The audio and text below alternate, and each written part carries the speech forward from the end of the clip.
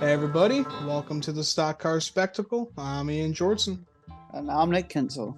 And we got Nashville coming up this weekend. Always puts on a good show. But before we dig into all that, let's go with our diecast of the week. But you got a smirk on your face. What you got? Well, let's see. I have a diecast right here. It's not one of mine, though, because I'm house sitting for my sister this week. But my sister's fiance, Zach, he's a big Boise State fan, and I just so happened to find this in his little man cave. I got this little bad boy right here. Brian Scott, 2011. He ran the Boise State car. This is when he drove for JGR in the Nationwide series at the time. This thing's a beaut. Brian Scott's from Boise, Idaho, so pretty cool to see him run a scheme like this. This thing is really hard to find too. Because I was just for fun one day. I was looking to see if you can get these, but these are like $50 right here for just a little guy. So I don't even want to know if they ever made if they made the full size scale or the 124 scale of it, how much that would cost. But yeah, good looking car right here. When I went to Boise with Zach in past October, and they're like little sports, they're like the Sports Hall of Fame section or something like that, inside the football stadium. They had Brian Scott's Boise State his fire suit, so that was pretty cool to see. Oh, that's pretty sweet. Yeah, that's a pretty cool car right there, man. Yeah, definitely. Go Broncos. And now he's the best realtor in Boise. Right. Man, 2016 Cup legend right there, man. he was a rookie and he retired, man. That's a living legend right there. One and done. Yeah. Back when Richard Petty Motorsports was god awful. Oh god. Yeah, they were always god awful, but yeah, it was a pretty bad year. Yeah, those were the dark days for sure. All right, for my diecast of the week, Kevin Harvick, he's running the Busch Light Peach paint scheme for the first time this weekend in Nashville, so I guess I had to throw back to his other flavored beer car, the Busch Light Apple car, specifically from the 2020 All-Star race when they moved the numbers back. I just got the diecast because it's so ridiculous. It was a one-and-done thing. It's so unique, so yeah. Just looking at that, I am so glad that they didn't go with that right there. If they moved the numbers back, oh my god, the cars would have looked they looked terrible. There was not a single car that looked good with the numbers back. I've gotten used to the numbers move forward now, and I don't mind it at all. I think that it actually looks pretty good. Yeah. But man, the numbers back, that whole All-Star race was funky right there. Yeah, and they had the underglow. Yeah. That was funky right there. So definitely glad that they went a different direction for these next 7 cars, putting the numbers forward. Yeah, absolutely. So can't wait to see the Busch Light Peach car out there this weekend. All right, some top stories. It was announced today on Wednesday that Josh Berry is moving over to the 4 car, replacing Kevin Harvick. Rodney Childers is going to stay along the 4 team, and crew chief the rookie. So pretty cool to see. We've seen Josh Berry, take over for the 9 car and the 48 car this year, and he kicked ass. He got a couple top 5s. So yeah, I think this is well deserved. I hope that they keep the engine power that Kevin Harvick has right now, because I'm really scared because the other 3 cars inside the SHR fleet are just not doing anything right now. But hey, either way, Josh Berry deserves it to have a full-time Cup ride with a big team like that. Love to see it. Yeah, I mean, he's like the definition of work your ass off and earn your way to the top, and that's exactly what he's done. He He drove for Junior in the late models all those years, like 10 years or something like that. And then he finally got his break in the Xfinity Series, getting that full time ride. And what does he do in his first year full time in the Xfinity Series? He goes all the way down to Phoenix and he contends for a championship. I mean, Josh Berry, he's the wheelman. He is the ultimate wheelman. He's going to get the best out of the equipment that he's given. And man, I know Dale Jr.'s got to be kicking himself right now that Josh Berry is going to be leaving Chevrolet and he's going to be leaving Junior Motorsports altogether, because I know Dale was in talks of wanting to get a Cup team going, and then Josh would have been his guy, but that opportunity slipped away, and now Josh is on to bigger and better things, and I'm excited to see what he can do with the 4 car, and I'm excited that Rodney Childers is sticking around too. That's a great crew chief right there. Look at what all the stuff, all the accomplishments that he and Kevin Harvick have had, and now I think Josh Berry is the guy to fill these shoes, and I think he's going to do a great job. Yeah, absolutely. And like you were saying with Dale Jr., yeah, I feel like he kind of missed it with the buying a charter, starting his own team, because when he had Chip Ganassi on earlier this year, he was telling him like, why haven't you done anything yet? Buy it now. It's the prices are going to go up. It's not going to get any cheaper to start a Cup Series team. So Right. go into it now. Yeah, I guess he just maybe just wants to stay down in Xfinity. Maybe it's just too expensive for him, but I don't know. Nothing's He too expensive for no Dale man, Earnhardt Jr. because I Come was gonna on. say he was the highest paid NASCAR driver for as long as he was driving. I just don't know why they don't pull the I trigger, think and they I think it obviously missed their just opportunity right there. I think he just wants to get the best investment out of it. I don't think he thinks that if they go Cup racing, maybe he thinks that they're not going to be competitive right away. But it's going to take time. I mean, it takes time to be competitive with these newer teams. Like look at 23XI, they struggled their first year, and look at them now. Like Yeah, they're same thing with they're on a roll now. Trackhouse. Yeah. Same thing with Trackhouse, struggled their first year, and now look at them now. So yeah, I don't know why Dale didn't do that, but yeah, Josh Berry, he's on to bigger and better things. Excited to see what he does in the 4 car on Sunday. And I like what Tony Stewart said in his interview. I mean, right now that 4 car is totally open for sponsorship, but he said he wants Josh Berry in that car because he earned his way. He didn't want to put some rich dad's wallet into the number 4 car. He wanted to give it to somebody who worked their ass off and deserves an opportunity like this. And that is literally Josh Berry to a T right there. So he Yeah. got his man. So that's good to see. He got his man. Yeah, good for Josh. And like you said, 10 years with Junior Motorsports with late models in the Xfinity series, and it's finally paid off that he is in the top premier series of all racing right now. Absolutely. That's what you do. You just keep working, working, working. And he is the perfect example of that right there. He worked, and he never got handed anything. He had to work Nope. for all of it, and now here he is driving the 4 car next year. That's gonna be cool to see. Yeah, absolutely. And I don't know why Busch would not stick with the 4 car. I feel like Josh Berry is the perfect guy to represent Busch Beer. Oh, that'd be a good transition. Hell, he kind of looks he looks like the Bush guy if he had a beard. If the Bush Yeah, guy on TV had a beard, there you go, right there. yeah, I That's like Josh it. Berry. And he's Alrighty. Noah Gregson's going to be back this weekend after his concussion that he's suffered at Gateway.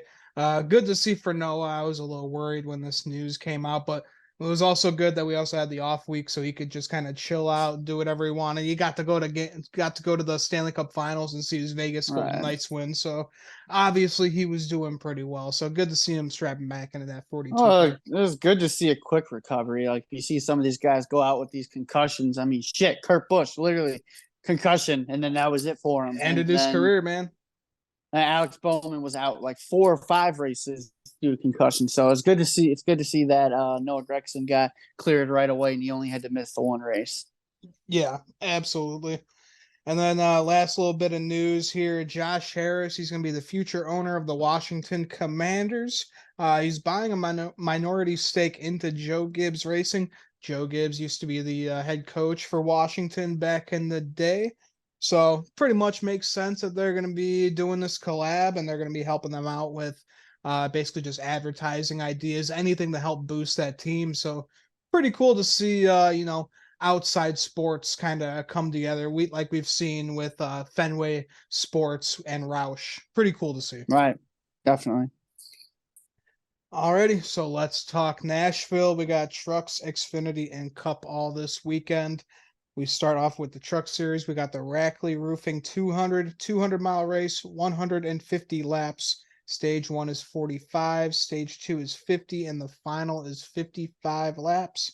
Last year's winner was Ryan Preece. He won the last 2 years here at Nashville for that 17 truck. Most manufacturer wins here is tied with Chevy and Ford with 4 wins. And there is no Xfinity or Cup regulars in this race. It is part of the Triple Truck Challenge. So, buddy, who you got to win on Friday night in Nashville? I'm gonna go with the guy who's been on the ultimate summer slump right now. It seems like the last 4 or 5 races, he's just had the worst luck, and he's not getting the finishes that we're used to seeing. I'm gonna take 38 of Zane Smith.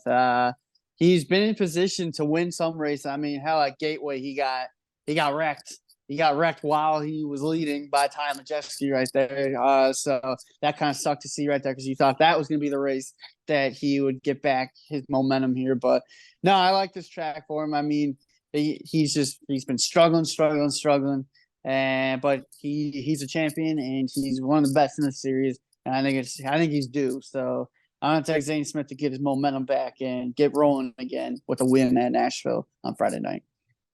All right. Great pick. I gotta go with the truck that has won here the past 2 years. And Taylor Gray, he's been looking pretty good this year. He's been pretty consistent. He's been running in the top 5. I gotta say he's gonna go get that win on Friday night. That team is just super, super good here. So yeah, I think Taylor Gray. I think that will be his first Truck Series win too. Yeah, I don't think he's. I don't think either of the Gray brothers have yet. that'd be first career right there. Yep, that'd be pretty cool. All right, so let's move on to Xfinity. We got the Tennessee Lottery 250, 250 miles, 188 laps. Stage 1 is 45, Stage 2 is 50, and the final stage is 93 laps. And there will be some notables in this one. Ty Dillon's going to be in the 4 car for JD Motorsports. We know he's really not going to do anything Actually, in that car. that's Garrett Smithley. They They changed did. the entry list, yeah, because Ty Dillon ran at Sonoma. They just didn't update it. Gotcha. Okay. Then AJ Allmendinger will be in the 10, which is kind of strange. This isn't a road course, so I really don't know why they put him in here. I know why. I know why, because he's fucking miserable in the Cup Series right now, and he wants to go beat up on the little kids again. That's why. Yeah, good point. Ty Gibbs will be in the 19 again. Zane Smith will be in the 28. And Carson Hocevar in the 77. And actually, I thought it was Ross Chastain at first. It's going to be Chad Chastain in the 91. So brothers are taking turns in that 91 car right now. All right. So for my pick, Junior Motorsports, they've looked pretty good at this track. I got to go with the 8 car, Josh Berry. His teammate Justin Allgaier won here last year. And Josh Berry, he just signed a contract with Stewart Haas Racing. So got to be riding pretty high right now, and he's going to take that high all the way to victory lane. All right. Yep, you said it. Junior Motorsports, they went to victory lane here last year, but man, JGR, it was JRM versus JGR at this track last year. Allgaier versus Bain. Man, that one sucked to see. But I'm gonna go with Ty Gibbs in the 19 car. Ty, he's due in this series to go out and get one of these. I think this will be like his 3rd or 4th Xfinity start this season. Hasn't found victory lane yet, but you can only hold him back for so long in this series. And that 19 car's fast. So yeah, I think old Ty Gibbs is going to get him one on Saturday. Yeah, great pick right there. Surprised that he hasn't gotten a win yet. Yeah, honestly, that's what I'm saying. He's due for one. He's going to get one of them. So yeah, I think Saturday will be good for him. absolutely. So let's move over to the Cup Series race. We got the Ally 400, 400 miles. Stage 1 is 90 laps. Stage 2 is 95. And the final is 115 laps. Last year's winner was Chase Elliott. Sucked we had to see that. that blew. Hendrick, they've won the last 2 races here ever since we started. Kyle Larson 2021 and last year Chase Elliott. So Chevy and Hendrick Motorsports, they have been kicking ass here, buddy. Who you got? Yeah, I think that's just going to continue come Sunday. I mean, this guy Chase Elliott, he needs a win to get into the playoffs at this point because he was out with the injury and then he got suspended for the race. Yeah, he's got to go to victory lane if he wants any chance of making the playoffs this year. But Hendrick Motorsports, they've been dominant at this racetrack since we started coming back here, with Larson getting it 2 years ago and Chase getting it last year. I think this is a track for Chase. I think he's going to get it done. It pains me to say, but I got to pick Chase Elliott. Go to victory lane on Sunday, and he's gonna get himself into the playoffs right there. Yeah, sometimes on this show we can't be biased. All right. Yeah. Alrighty. I'm gonna stay in the Hendrick Motorsports camp. I'm going with that 24 car, the William Byron. Byron has just been kicking ass all year long, and I don't see any reason why he's not gonna go out there Sunday night and do it as well. So yeah, I see old 24 going back in victory lane and just keep the momentum going. Yep, I think it's gonna be somebody from that Hendrick camp for sure. Yeah, absolutely. They've just been kicking ass this year. Well, they've been kicking ass, or they've been getting injured, so or suspended, or getting penalized. So yeah. Either way. But that will about wrap it up for our show. Buddy, you got anything else ahead? Yeah, I mean, NASCAR and NBC returns this weekend, yeah. So definitely excited about that. Trying to see what a real racing broadcast should look like. Don't have to deal with Fox again for the rest of the season, so that's tremendous news right there. And then I'm just ready to get the second half of the season going. We got 10 races to go until the playoffs begin. NBC's taking over. This is where the fun begins right here. Is these final 10 races before the playoffs get underway. It's going to get exciting. Yep, the final stretch of the regular season gonna be wild for sure, especially with it ending at Daytona. It just gets wild there, man. I can't wait. Yeah. It's gonna be fun. All right, everybody. Well, thanks for tuning into the Stock Car Spectacle. If you haven't yet, make sure to like our video and subscribe to our channel. And you can check us out on Twitter and Instagram. So for the Stock Car Spectacle, I'm Ann Jortson. And I'm Nick Kinzel. We'll see you guys next time.